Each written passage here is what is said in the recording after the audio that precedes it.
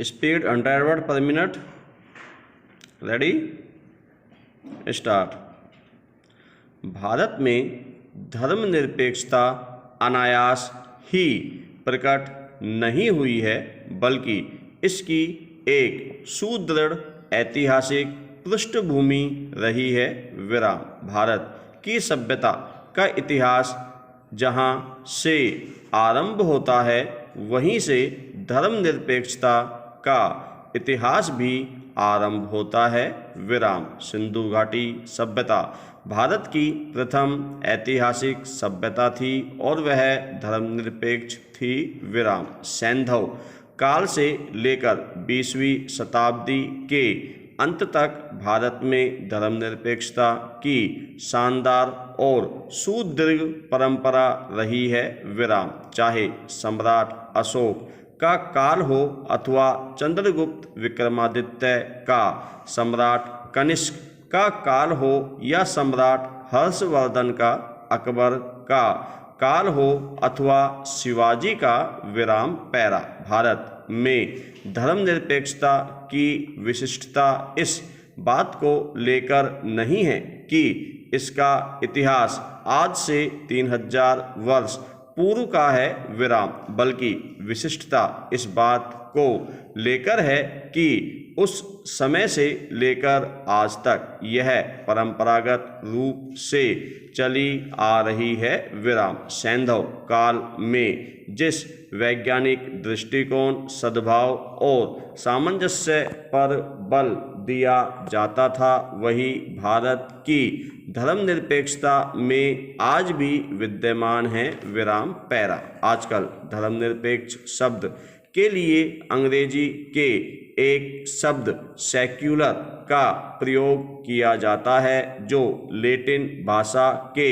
सेक्युलम शब्द से बना है और उसका शाब्दिक अर्थ है ऐसा कार्य जिसकी पुनरावृत्ति अधिक न हो। विराम। पाश्चात्य दार्शनिकों के अनुसार धर्मनिरपेक्षता एक ऐसी प्रणाली है जिसमें प्राकृतिक नैतिकता, प्राकृतिक न्याय, विचार स्वतंत्रता और असहमति का अधिकार के सिद्धांत समाहित हैं। विराम। धर्मनिरपेक्षता को एक विचारधारा के रूप में स्थापित किया मार्टिन लूथर ने। विराम। उन्होंने अपने ग्रंथ थीसिस में धर्मनिरपेक्षता के सिद्धांतों का विशद वर्णन किया है। विराम। राजनीतिक विचारधारा के रूप में धर्मनिरपेक्षता की स्थापना 1846 ईस्वी में इंग्लैंड में हुई। विराम। राजनीतिक विचारधारा के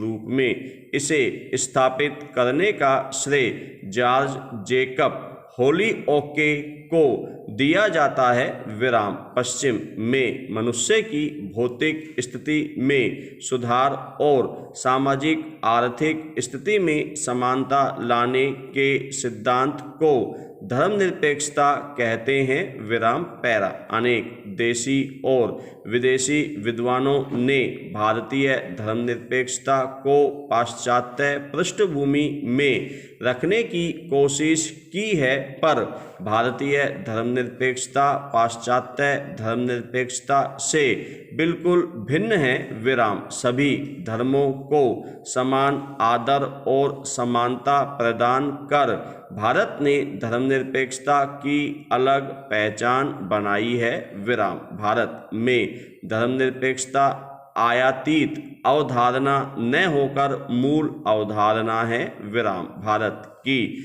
वर्तमान धर्मनिरपेक्षता प्राचीन, मध्यकालीन और आधुनिक काल की संस्कृतियों की विभिन्न विचारधाराओं और विशिष्टताओं, सहिष्णुता, शांति, अहिंसा, सामंजस्य और समन्वय, निरंतरता और विकास का समन्वित रूप है। विराम। पैरा। सैंधव सभ्यता के बाद ऋग्वैदिक सभ्यता का प्रादुर्भाव हुआ और इस काल की रचना ऋग्वेद, जिसे विश्व का प्राचीनतम ग्रंथ माना जाता है, की ऋचाओं से ऋग्वैदिक आर्यों और अनार्यों के सामाजिक और धार्मिक दृष्टिकोण पर प्रकाश पड़ता है, विराम। ऐसा आभास होता है कि इस काल में आर्य उदार दृष्टिकोण रखते थे और उनकी संस्थाएं लोकतांत्रिक तथा धर्मनिरपेक्ष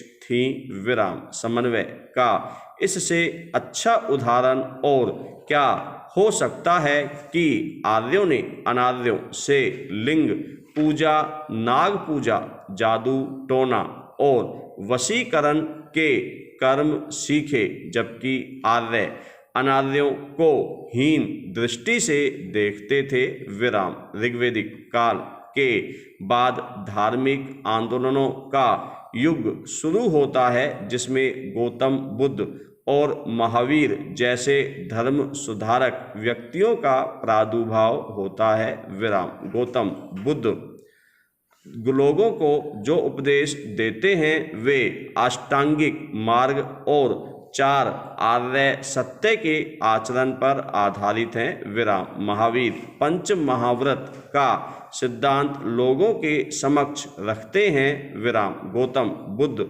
और महावीर के उपदेश धर्मनिरपेक्ष सिद्धांतों पर ही आधारित थे, विराम। उन्होंने कभी भी धर्म परिवर्तन की बात नहीं कही, विराम। पैरा। भारतीय इतिहास में धर्मनिरपेक्षता को स्थापित करने वाले शासकों में सम्राट अशोक का नाम अग्रगण्य है, विराम। सम्राट अशोक ने 3री शताब्दी ईसा पूर्व में ही धम्म पर आधारित जिस शासन व्यवस्था की नींव रखी थी वह आज भी राजनीतिज्ञों के लिए आदर्श है, विराम। अशोक का धम्म नैतिकता पर आधारित था और सभी मनुष्यों के लिए समानता के सिद्धांत पर बल देता था, विराम। चंद्रगुप्त विक्रमादित्य गुप्त वंश का प्रतापी शासक था और उसने अपने संपूर्ण साम्राज्य में सभी धर्मों के मतावलंबियों को समान आदर एवं अधिकार प्रदान किए थे, विराम। हर्षवर्धन जो 606 ईस्वी से 647 ईस्वी तक भारत का शासक रहा, विराम। उसे भारत का अंतिम हिंदू शासक कहा जाता है, विराम। पर उसने अपने पूरे साम्राज्य में कहीं भी धार्मिक भेदभाव का वातावरण उत्पन्न नहीं होने दिया, विराम। पैरा। मध्यकाल में अकबर मुगल सम्राट बना। उसने अपने साम्राज्य में सुलह एक कुल को स्थापित किया, विराम। सुलह एक कुल का सिद्धांत सभी के लिए शांति और समानता के सिद्धांत पर आधारित था, विराम। बाद में अपने शासनकाल में 1581 ईस्वी में अकबर ने दीन ए इलाही का प्रचार किया, जिसके अनुसार साम्राज्य के सभी लोग चाहे हिंदू हों अथवा मुसलमान समान हैं और सभी धर्मों के अनुयायियों को स्वतंत्रता पूर्वक अपने अपने धर्म का आचरण करने की स्वतंत्रता है, विराम। भारत में मध्यकाल में सूफी संतों का समागम हुआ और उन्होंने भारत में रहकर धर्म का प्रचार किया, विराम। भारत आने के बाद उन्होंने भारतीयों से कुछ सिद्धांत ग्रहण किए और भारतीयों को विशिष्टता प्रदान करने में अहम भूमिका निभाई, विराम। गुरु नानक ने सिख धर्म की स्थापना कर गुरुओं की परंपरा चलाई और उसी गुरु परंपरा के 5वें गुरु हुए अर्जन देव, विराम। अर्जन देव ने आदि ग्रंथ की रचना की, जिसमें सिखों के गुरुओं तथा हिंदू और मुसलमान संतों की वाणियों को संकलित किया गया है, विराम। यह ग्रंथ धर्मनिरपेक्षता का प्रतीक है, विराम। पैरा। सन 1757 से 1947 तक अंग्रेजों ने भारत पर शासन किया और इस दौरान उन्होंने फूट डालो और राज करो की नीति अपनाई। विराम। अपनी इस नीति के तहत अंग्रेजों ने भारत में सांप्रदायिक विद्वेष की भावनाओं को भारतीय जनता को दबाने के लिए विकसित किया। विराम। उन्होंने कभी तो हिंदुओं का पक्ष लिया और कभी मुसलमानों का। विराम। अंग्रेजों ने आरक्षण का प्रावधान कर हिंदुओं या मुसलमानों के धार्मिक जुलूसों पर लाठीचार्ज करवाकर हिंदुओं और मुसलमानों को एक दूसरे के विरुद्ध स्थापित करने की कोशिश की। विराम। अपनी इस कोशिश में वे सफल भी रहे।